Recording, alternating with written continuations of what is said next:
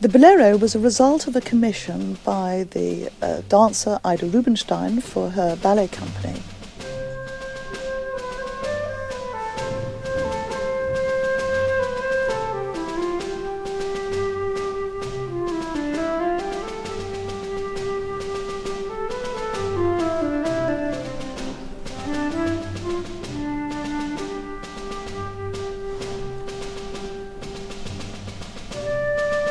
But it started off by being a piece called Fandango, which is actually a different kind of Spanish dance. But the point about a fandango is that it's a fast, lively dance.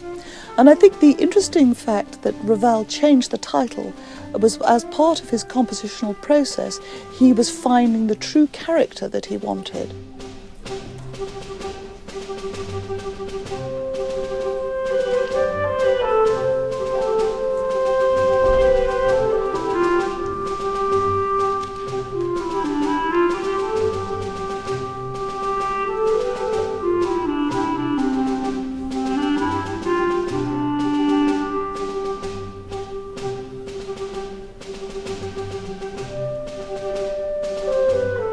What happens in the ballet is very simple. You have a Spanish cafe, darkly lit, dim, no doubt lots of cigarette smoke in it, I would imagine.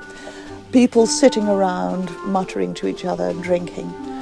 And there's a large table in the middle. And a dancer gets up onto this table and starts dancing to herself, slow and seductive.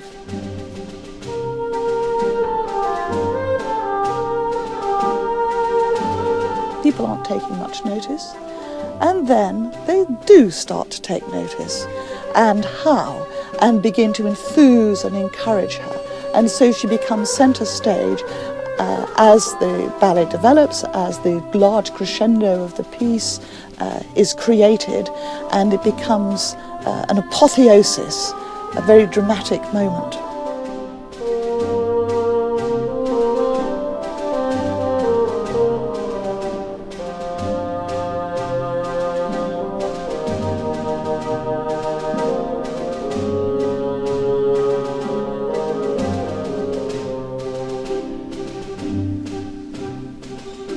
The story of Ravel's Bolero is an absolutely fascinating one.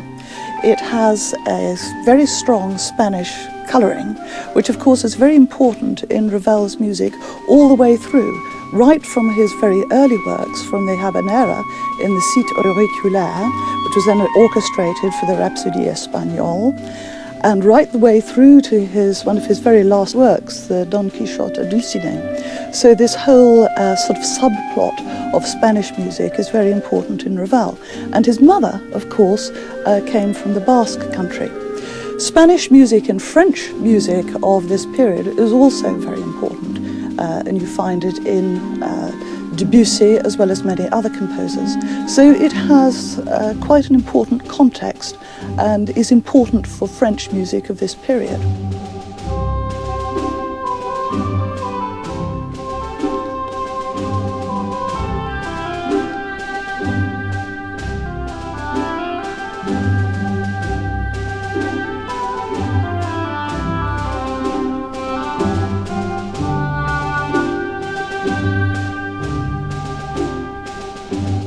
There was a bit of what one might typically call in France an affaire de scandale. The French always enjoy their affaire de scandale throughout history, and very lively they are too. And one arose with Ravel and Toscanini.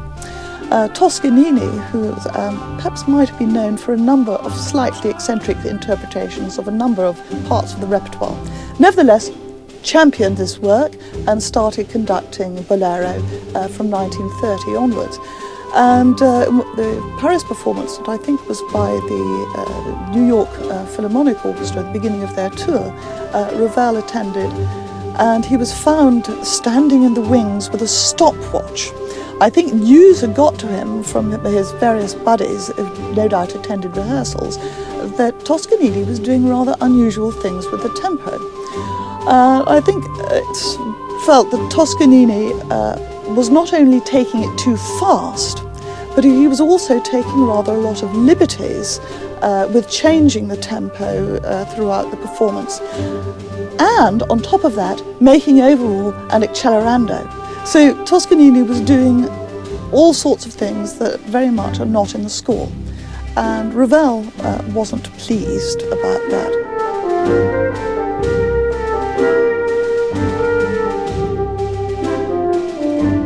We have in the Bolero two main themes. Often people think of it as one, but in fact it's two. There's the first one you hear, which is the sort of C major theme that you hear on the flute, a very long theme, meandering. And then the second theme that contrasts to that is the kind of sexy, seductive theme that's much more chromatic, that starts on the B flat and has got all these jazzy blue notes in it and this slinky syncopation. So that's the sort of answering theme. And of course what he's doing is he's introducing those themes in alternation. You get the first one twice and then you get the second one twice. And each time on a different instrument, and a different colour of instruments creeps in on the flute and gradually introduces different members of the wind, and gradually that moves to the saxophone.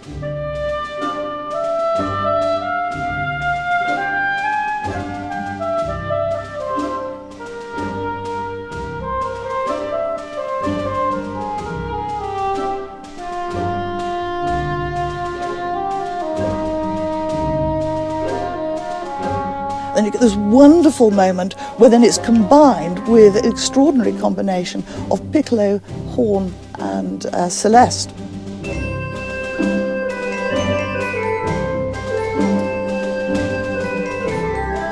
Amazing colour. And so he unfolds the colours of the orchestra. And that has a spatial effect too. Something you might not appreciate just listening to it, but when you see it performed, the theme migrates forwards.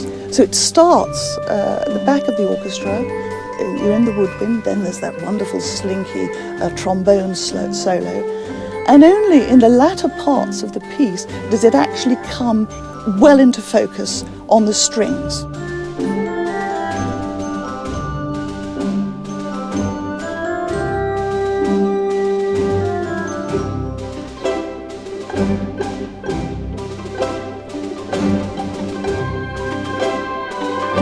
The first performance of Bolero was on the 22nd of November 1928 at the Théâtre de l'Opéra, and there was a run, I think, of about 4 performances.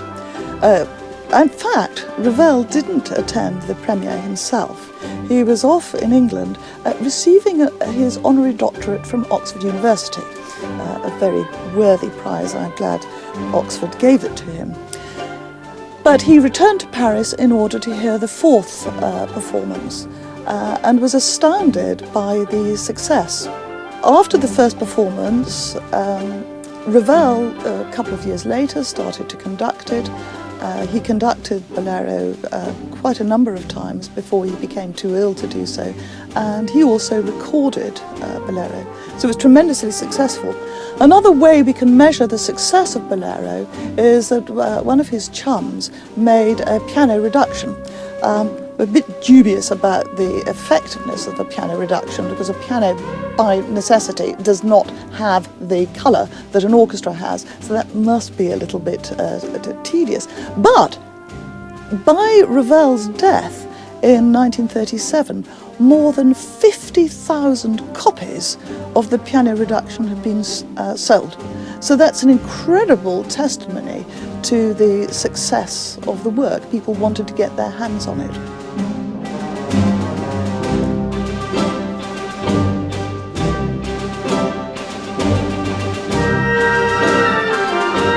Ravel wrote to his chum Joachim Nin saying he's got this idea and he's working on this piece with a very unusual plan. It hasn't got any form, it hasn't got any development, and in fact it's a piece for orchestra without music, with the main idea being rhythm and orchestration. What a masterful idea that is.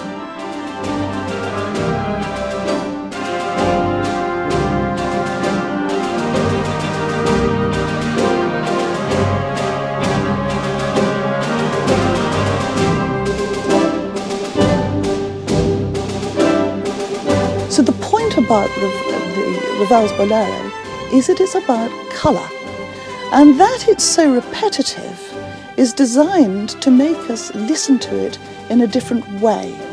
So we know there's an inevitability of this persistent, obsessive rhythm that mesmerises us, that seduces us, and we know it's just going to keep happening absolutely regularly, like clockwork.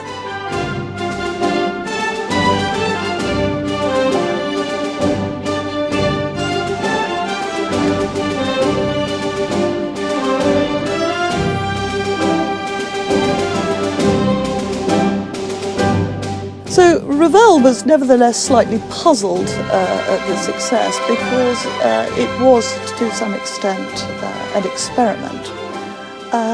Perhaps a slightly tongue-in-cheek experiment, but a tremendously effective one nevertheless.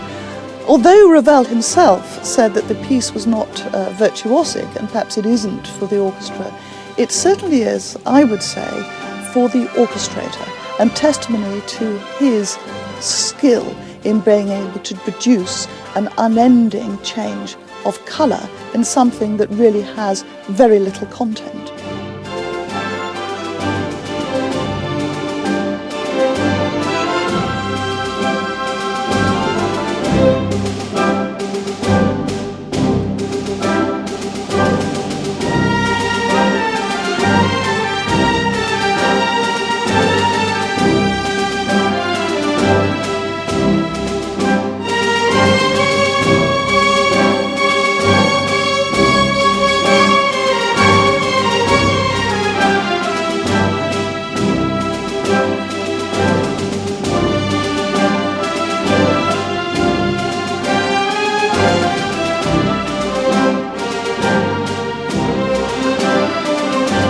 That's the kind of foreground idea. But Ravel's even cleverer than that, because what you've actually got in Bolero is 4 ideas. You've got the 2 themes. First theme, slinky second theme. You've got the persistent repetitive rhythm with those triplets and that 2-bar unit, tour de force for the snare drum, plays continually throughout. But you've also got the other accompaniment element, which are the crotchets, and they provide a subtle nuance and colouring to the rhythmic support. And Ravel does as much changing in the colour and nuancing of the accompaniment and the different combinations of the crotchets and the persistent rhythm as he does with the tune.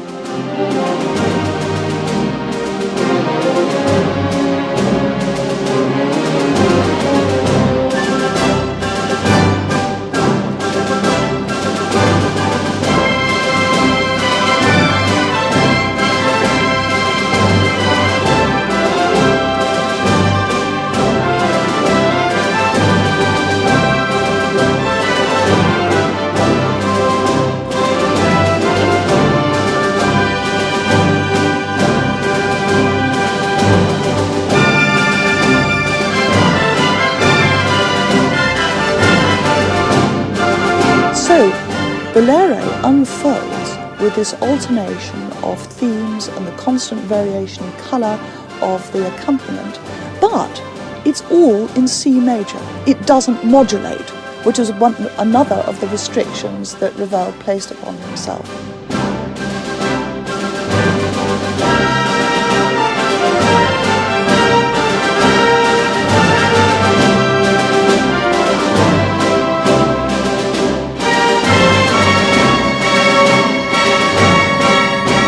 All the instruments are being added as the theme moves forwards to the climax, where it's then in the strings, and then in the full strings. The double basses never get it, but everybody else does. In the full strings, that then prepares us for the final climax, where suddenly the piece lurches from C major into E major, and it's quite startling and arresting.